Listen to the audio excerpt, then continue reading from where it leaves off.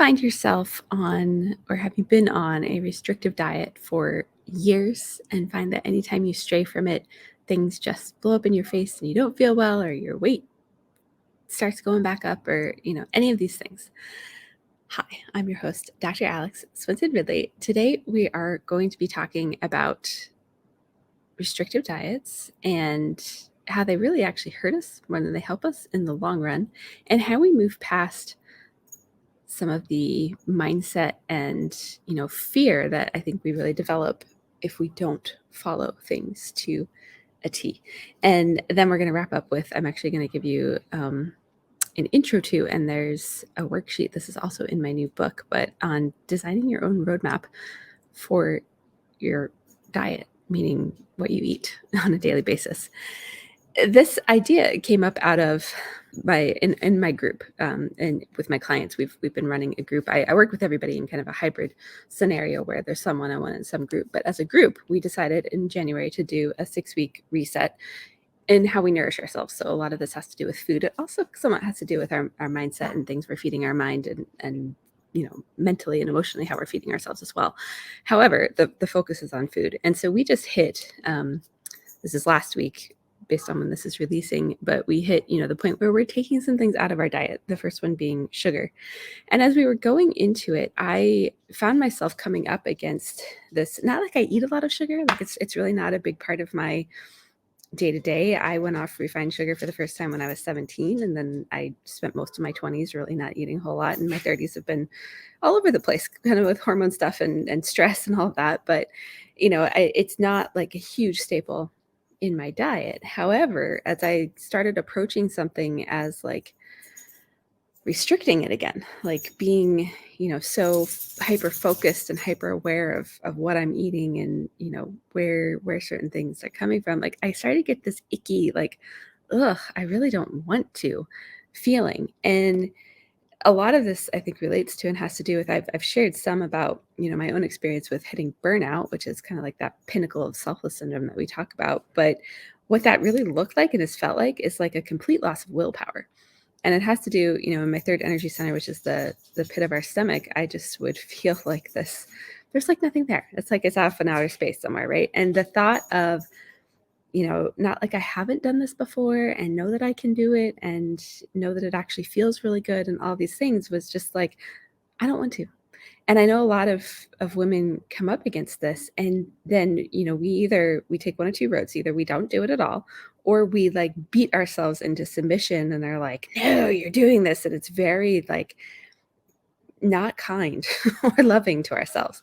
And my big commitment to my clients and to, this whole process that we're doing together in these 6 weeks is to love, like explore our relationship to ourselves through food.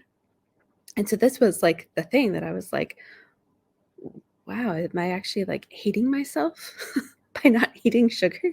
Like, even though like there's things that I don't know, or well, things that I know don't make me feel well. And I've talked quite a bit about what those three things are for me. They're dairy, gluten, and sugar. Like high amounts of sugar, I usually feel nauseous and want to like vomit within a few minutes of eating something really sweet. Like I didn't even eat cake really. I think I had a couple bites of cake on my birthday last month. I went through this process of like, okay, how do we reframe this? Like, what is the key to, because we all know sugar is not good for us, right? But if we're coming up against this like resistance, of like, "Ugh, I really don't want to do this." And I find it with a lot of my clients and myself as well. I spent almost 20 years being what's considered low carb. Like I went gluten-free a long time ago, and then over time that became like more and more restrictive until I wasn't eating any grains at all, and had like this thing against carbs. And I found as I hit my late 30s that that didn't work for me anymore, and I didn't feel well that way. And so I started reintroducing not eating a bunch of white stuff, but eating like whole grains and sprouted like Ezekiel bread and, tortillas and stuff, and actually having a complex carb with most of my meals. It's not the staple of the meal. The staple is always the vegetables, but I've added that back in. And so now, we're going through this process where typically that comes out, especially if we're looking at weight loss. And I'm like, what do we do with this? So if you are in this, space and kind of conundrum almost, I would say, I wanted to give you the reframe that I brought to my clients in looking at this and then really challenge you, like especially if you've been restricted for a super long time and maybe you're trying to go back. This is another thing that I've talked with them about is like, we're trying to get back to something when the reality is like we are very different today than we were whenever that time was in our lives where we, had it all going on in terms of our diet and exercise and the way our body looked and how we felt and all of that. Who we are is new and different. And so maybe it's not about getting back to something, but rather about what do you want to create? And so one of the things I'm really wanting to create in my life and that a lot of my clients do is like this really enriching, empowered relationship with the foods I eat and how they make me feel both emotionally and physically. And so in looking at sugar, because let's be honest, like we all know sugar's bad for us. It's in freaking everything. Like as I'm doing this again, and I think this is one of the things that has changed in the last 20 years. It didn't used to be hidden in so much stuff. And now there's like 65 names for sugar. It's in so many things. Like I even, I bought what were like healthy, organic, free range chicken tenders for my son, and I was reading the ingredients, and the second freaking ingredient on the list was cane sugar that was in the breading that was on it, and it was gluten free, and I was like, oh my gosh, it's everywhere, and so we have to really be aware of it and looking for it. But more than that, it's not just that you need to get fatalistic about restricting that from your diet. It's more, I really want to know, and this is what I'm encouraging my clients to do with this as we take a break from it, is just like, how do I feel on the sugar? How do I feel off of the sugar? What do I how do I love myself through food that doesn't have insane amounts of sugar in it? This doesn't include fruit. We still keep fruit at this part of the process, the way I teach it. What's your mood like when you are away from it for like, you have to get it out for at least 3 days to really be able to tell anything or notice a difference, ideally longer than that. But, rather than beating ourselves up or, being very like attached to the thing to the point where it's taking up our brain power and just, not fun and something we resist and kind of, then you find yourself in the kitchen like binging the heck out of a pint of ice cream or whatever it is because you're just, your blood sugar's so low because you went too extreme with it. It's it's finding that place of loving yourself and getting to know yourself in a new way by either having or not having the thing. Hopefully this all makes sense. So, it's and this requires, it requires some things that we're typically missing from how we approach food. One, it requires our attention and mindfulness to like, how did I feel before I ate this? How did I feel, while I ate this? How did I feel after I ate this? And not just feel like physically, but also emotionally. I ate out over the weekend to celebrate a friend's birthday, and it's a restaurant that I have always loved. I haven't been there since before COVID and the pandemic because they actually shut down. They only just reopened recently, and I felt so sick. Like even as I finished my meal and was getting ready to leave, it was like, ugh, I feel absolutely terrible. And so as I was leaving this restaurant, just feeling awful. I remembered that have been periods in my life where I felt that way all the time after eating, whether it was due to stress or due to what I was eating or just, this lack of awareness of how things were really affecting me. So, the big overarching message I want to give you to just think about in this is, rather than restricting your food and looking at it as like, oh, I can't have this, I can't have this, I can't have that. And this isn't necessarily for those of you that maybe are struggling with a lot of, your body's overly reactive and so you're very limited on the numbers of food, like what foods you can eat, and you even react to things that maybe you shouldn't be, like blueberries, or like there's certain foods that you've eaten your whole life that suddenly you can't eat anymore. I have a client like that, and one of the big things that shifted for her, she actually reached a point where she was able to eat a broader spectrum of things, and some of the things that hadn't been working well with her body, what started working better. And then she hit like super high stress, and so it went back, and she really connected how much stress was impacting her ability to eat and enjoy food. And so, there for those of you in that place, there might be some of that going on. And it's not just about that you have to avoid the things for the rest of your life. There's other things that we might want to look at, right? So this is more for those of you that, maybe you've been eating keto for a really long time or doing intermittent fasting for a really long time or restricting something for so long that you're feeling burnt out by it. Maybe you're, uninspired in the kitchen or food has become not fun and bland and all of those things. And I'm not saying like go eat all the things. This isn't permission to do that. But what we want to really look at is how can we love ourselves with food?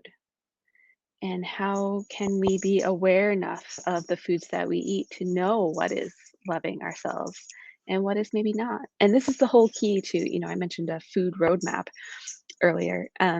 This is the whole key to that. In looking at this, I'll record something separately and share this after I plan it. But I really actually I think what we need is a workshop on really building your own food roadmap because so many of us we get so tied into these, you know, things where food is such a focus and takes up so much of our brain power. And for a lot of women, it's not fulfilling, it's not satisfying, it's causing more stress, which is actually going to, impact how well you digest your food and what your hormones are doing and all of those things even more than if you were to just I'm not saying, a lot we kind of live in this culture where the idea is and my husband is very much like this and my stepsons, but it's like they don't care what's in it. If it tastes good, that's great. They live to eat.